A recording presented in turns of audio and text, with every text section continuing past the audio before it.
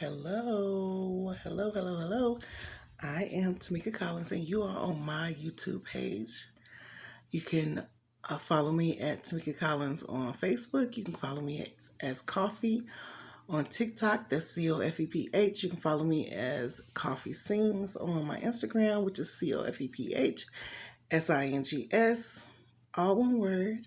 And thank you so much. We are rocking and with each other, and we are reading the Bible from Genesis to Revelation.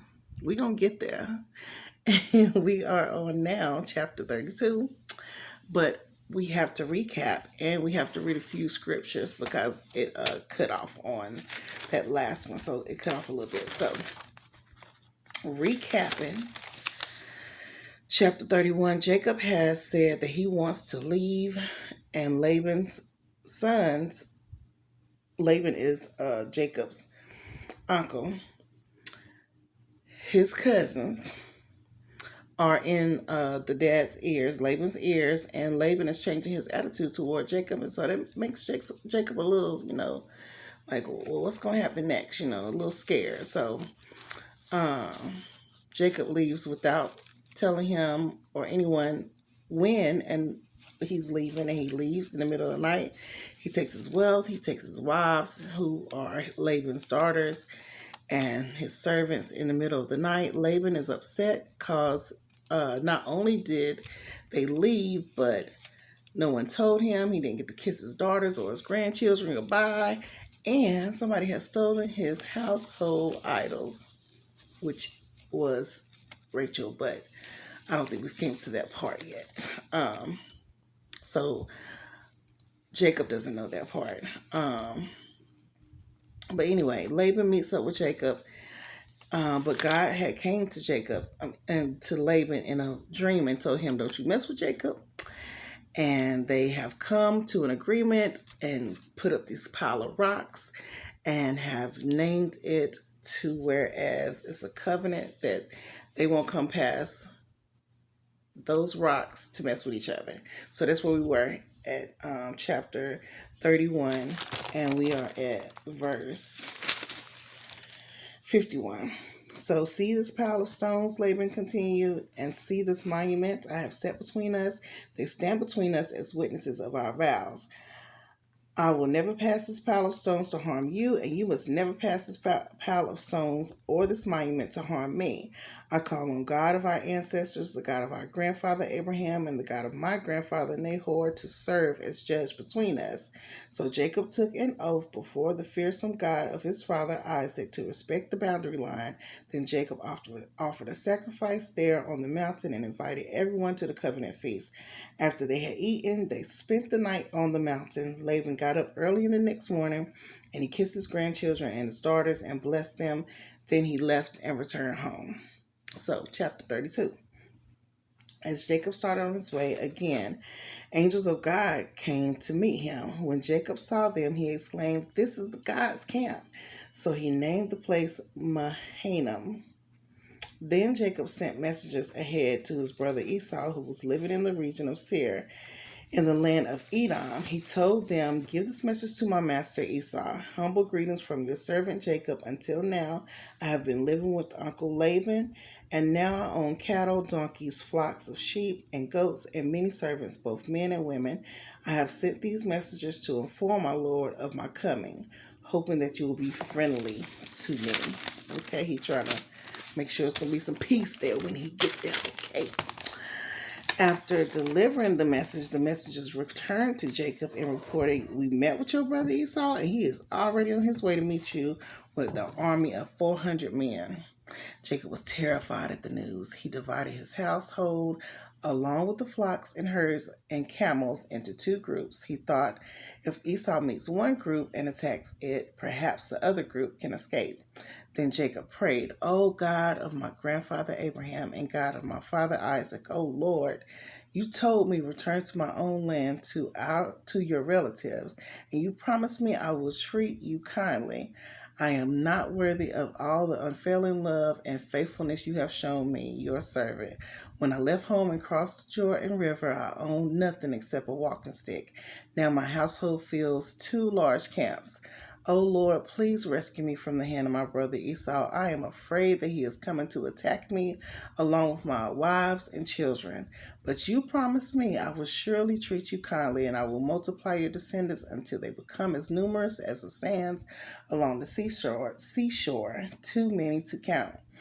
Jacob stayed where he was that night. Then he selected his gifts from his possessions to present to his brother Esau: 200 female goats, 20 male goats, 200 ewes, 20 rams, 30 female camels with their young, 40 cows, 10 bulls, 20 female donkeys, and 10 male donkeys. That's a lot of stuff there. And that's richness right there. Okay. He divided these animals into herds and assigned each to different servants. And then he told his servants, "Go ahead of me with the animals, but keep some distance between the herds." He gave these instructions to the men leading the first group: "When my brother Esau meets you, he will ask, 'Whose servants are you? Where are you going? Who owns these animals?' You must reply, 'They belong to your servant Jacob, but they are a gift for his master Esau. Look, he is coming right behind us.'" Jacob gave the same instructions to the second and third herdsmen, and to all who follow behind the herds. "You must say the same thing to Esau when you meet him. And be sure to say, 'Look, your servant Jacob is right behind us.'" Jacob thought, "I will try to appease him by sending gifts ahead of me. When I see him in person, perhaps he will be friendly to me." So the gifts were sent on ahead, while Jacob himself spent the night in the camp. During the night, Jacob got up and took his 2 wives and his 2 servant wives and his 11 sons and crossed the Jabbok River with them. After taking them to the other side, he sent over all his possessions. This left Jacob all alone in the camp, and a man came and wrestled with him until the dawn began to break. When the man saw that he would not win the match, he touched Jacob's hip and wrenched it out of his socket. Then the man said, "Let me go, for the dawn is breaking." But Jacob said, "I will not let you go unless you bless me." "What is your name?" the man asked. He replied, "Jacob." "Your name will no longer be Jacob," the man told him. "From now on you will be called Israel, because you have fought with God and with men and have won." "Please tell me your name," Jacob said. "Why do you want to know my name?" the man replied. Then he blessed Jacob there. Jacob named the place Peniel, which means the face of God, for he had said, "I have seen God face to face, yet my life has been spared." The sun was rising as Jacob left Peniel, and he was limping because of the injury to his hip. Even today, the people of Israel don't eat the tendon near the hip socket because of what happened that night when the man strained the tendon of Jacob's hip. All right, so Jacob is now called Israel. All right, so we in chapter 33. Then Jacob looked up and saw Esau coming with his 400 men. So he divided the children among Leah, Rachel, and his 2 servant wives. He put the servant wives and their children at the front, Leah and her children next, and Rachel and Joseph last. I'm sorry. I was just thinking about the order there. Then Jacob went on ahead. As he approached his brother, he bowed to the ground 7 times before him. Then Esau ran to meet him and embraced him, threw his arms around his neck and kissed him, and they both wept. Then Esau looked at the women and children and asked, "Who are these people with you?" "These are the children of God. These are the children God has graciously given me, your servant," Jacob replied. Then the servant wives came forward with their children and bowed before him. Next came Leah with her children, and they bowed before him. Finally, Joseph and Rachel came forward and bowed before him. "And what were all the flocks and herds I met as I came?" Esau asked. Jacob replied, "They are a gift, my lord, to ensure our friendship." "My brother, I have plenty," Esau answered. "Keep what you have for yourself." Ain't that sweet? But Jacob insisted, "No, I have found favor with you. Please accept these gifts from me. And what a relief to see your friendly smile.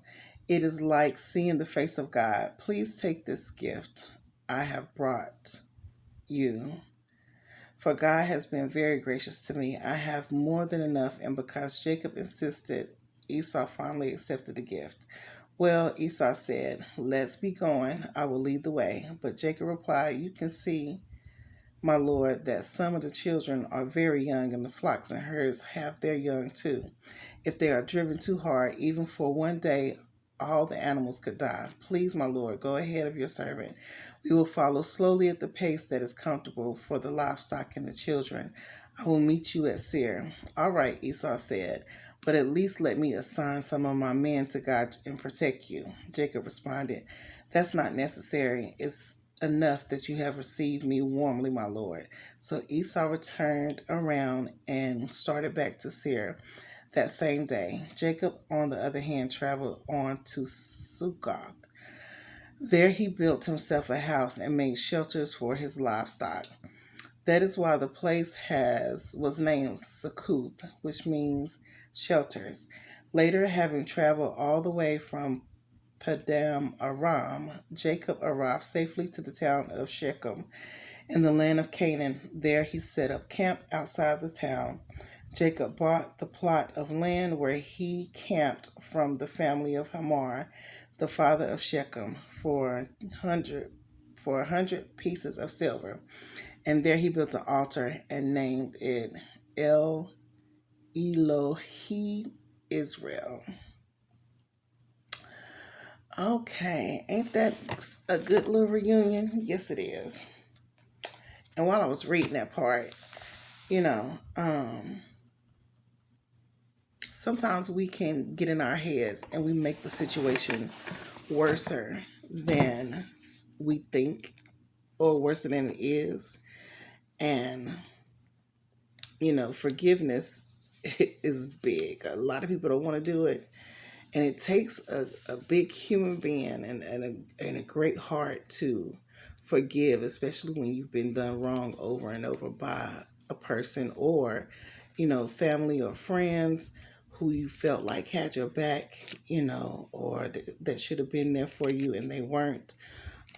Maybe because of their own selfishness or maybe because they couldn't help you at that time, because we don't always know everyone's story. We don't know everyone's story. It's not always, but we don't know everyone's story. Even those that are closest to us who we think we do know, you don't know what's going on inside them. So it's great to walk with humility. It's hard to do that, but it is great to walk with humility and to forgive as we go. I mean, of course, things will be hard, and that is the test, but we have to overcome the test. And even if it's hourly, minutely, secondly, daily, yearly,